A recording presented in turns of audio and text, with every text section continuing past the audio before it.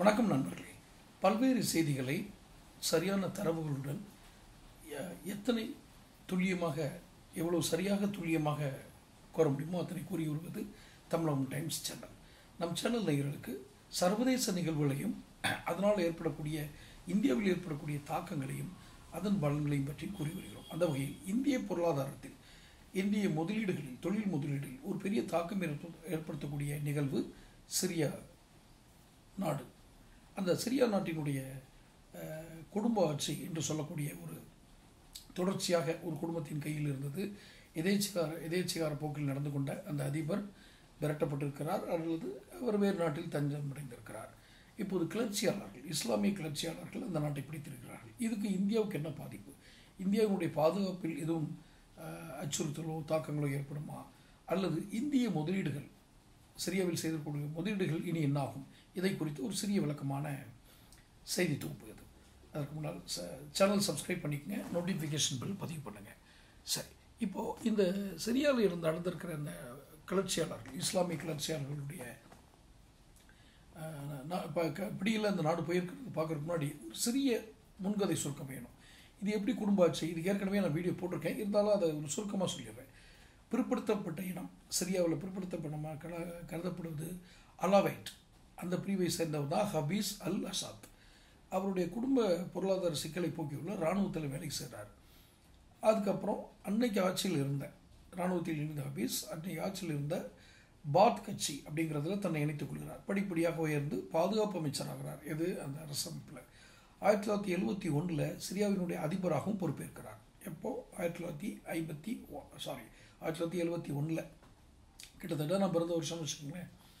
சிரியாவினுடைய அதிபராக பொறுப்பேற்கிறார். எதிர்கட்சிகளெல்லாம் அடக்கி ஜனநாயக முறைகளை ஒழித்து கட்டிவிட்டு சர்வாதிகார போக்கில் தான் ஆட்சி நடத்தி ஹபீஸ் தனக்கு பிறகு தன் மகன் பசல் அப்படிங்கிறவர் அதிபராகிற முடிவில் இருக்கிறார்.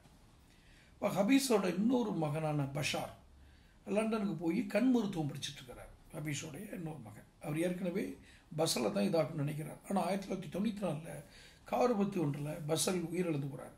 உடனே லண்டனில் இருந்த பஷாரை அவசரமாக கூப்பிட்றார். ஏன்னா பையன் இறந்துட்டா அடுத்து நீ தான் அதிபர், அதற்கான பயிற்சிகளை மேற்கொள்ள வேண்டும் அப்படின்னு. நல்லா பாருங்கள், இந்த இடத்துல ஒரு விஷயம், நம்ம நாட்டிலையும் அரசியல்வாதிகளுடைய மகன்கள் பயிற்சி, ஒரு அரசியல்வாதி அவருடைய பையன் இந்த மாதிரி பயிற்சியெலாம் எடுப்பாருன்னு தெரியாது, அந்த உடனே எம்எல்ஏ ஆக்குவாங்க, அதுக்கு அடுத்த நாளே அமைச்சராக்குவாங்க, அதுக்கப்புறம் முதலமைச்சருக்கு இணையான ஒரு பதவியை கொடுத்துருவாங்க. நம்ம நாட்டில் நடக்கிறது. நான் இந்த இடத்துல அது குறிப்பிட்டுக்கிறேன்.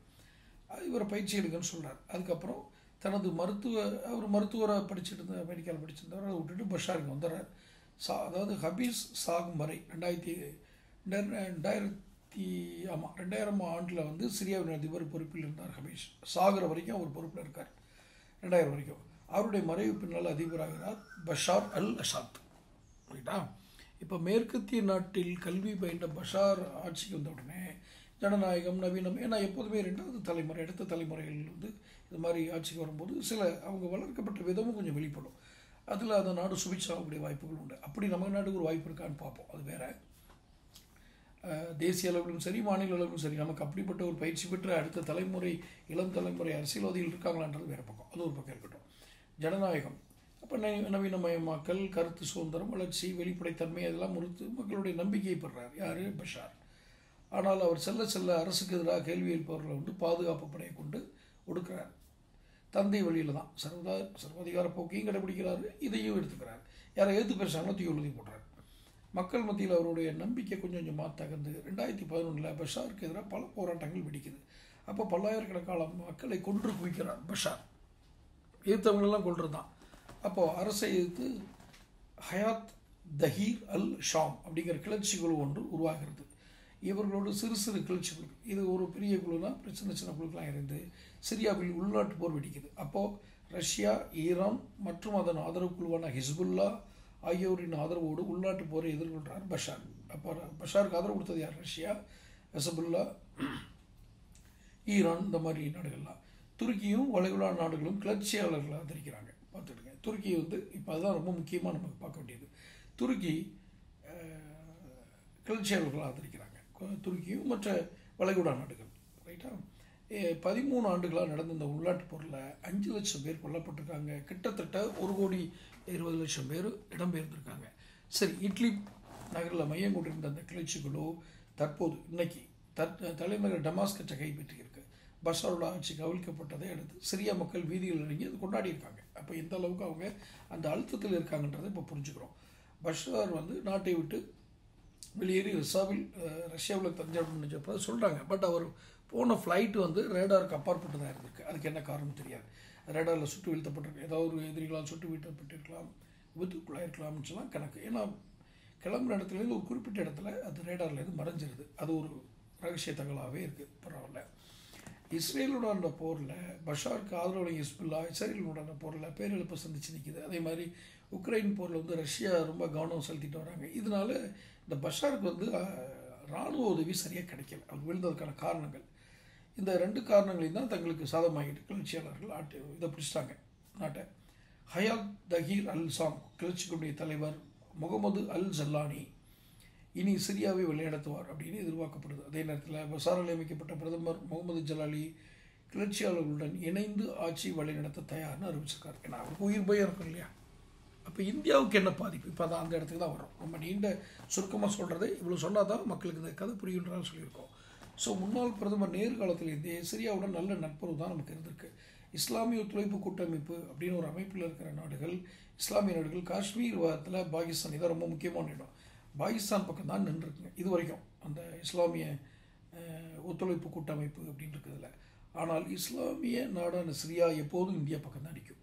அந்த கூட்டமைப்பில் இருந்தால் கூட காஷ்மீர் விவகாரம் இந்தியாவின் உள்நாட்டு பிரச்சனை அப்படிங்கிறதா பஷாருடைய அரசியல் கொள்கை. இப்போ இந்தியாவோட சிரியாவின் உறவு சுகமாக இருந்தது இது வரைக்கும். இப்போது நல்லா பாருங்கள், துருக்கி ஆதரவு பெற்ற கிளர்ச்சிகள் தான் ஆட்சியை பிடிச்சாங்கன்னு சொன்னேன். அப்போ இந்த நிலைப்பாட்டில் இருந்த சிரியா இப்போ மாறுமோ அப்படிங்கிற ஒரு அச்சம் ஏற்படுது. ஏன்னா காஷ்மீர் விவகாரத்தில் எப்போதுமே துருக்கி இந்தியாவுக்கு எதிராக பாகிஸ்தானுக்கு ஆதரவாக தான் செயல்பட்டுருக்கு. இப்போ இந்தியாவை பொறுத்தவரை சிரியாவில் எண்ணெய் தொழிலில் நிறைய முதலீடுகள் பண்ணியிருக்காங்க.